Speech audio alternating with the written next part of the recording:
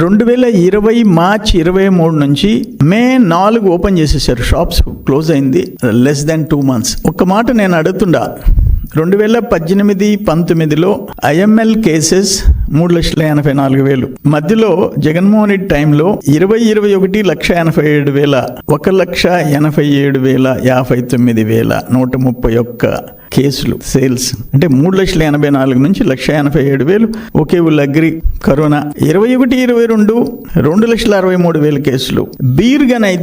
Beer cases అయితే per month 18-19లో 23 లక్షల cases, 19-20లో 17,74,000, 20-21లో 4,75,000, 22-23లో 6,79,000. నేనేమంటానంటే ఇక్కడ జరిగిన దోపిడీ కేసుకి ఒక్కొక్క టైప్ ఆఫ్ బ్రాండ్ కి, చీప్ బ్రాండ్ కి 150 రూపాయలు నేను ఉండింది చెప్తుండా.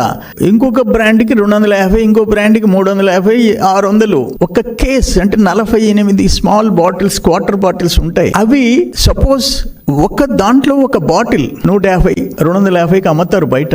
ఇది త్రూ ఎక్సైజ్ డిపార్ట్మెంట్ స్కానింగ్ చేసి షాప్స్ కి పంపిస్తారు. ఇక్కడ Kasireddy and team, Jaganmohan Reddy team చేసింది ఏంటంటే స్కానింగ్ కి పోకుండా, డిపోకి పోకుండా, ఎక్సైజ్ డిపార్ట్మెంట్ డిపోకి పోకుండా డిస్టిలరీ టు నేరుగా సేల్స్. ఎందుకంటే ఆ స్టాఫ్ వాళ్ళు పెట్టుకున్న షాపులు అది ఎంత అని ఈ రోజు సిట్ తేల్చాల్సిన అవసరం ఉంది. నేను చెప్పిన సేల్స్ అంతకుముందు తెలుగుదేశం టైంకి ఇప్పటికీ మధ్యలో ఎందుకు వచ్చింది ఇది? ఎందుకంటే అనఫిషియల్ సేల్స్, డిపోకు పోకుండా నేరుగా అమ్మిన సేల్స్ ఎంత? అందుకని 3,200 కోట్లు కాదు, మోర్ దెన్ 10,000 crores, 10,000 కోట్ల పైన.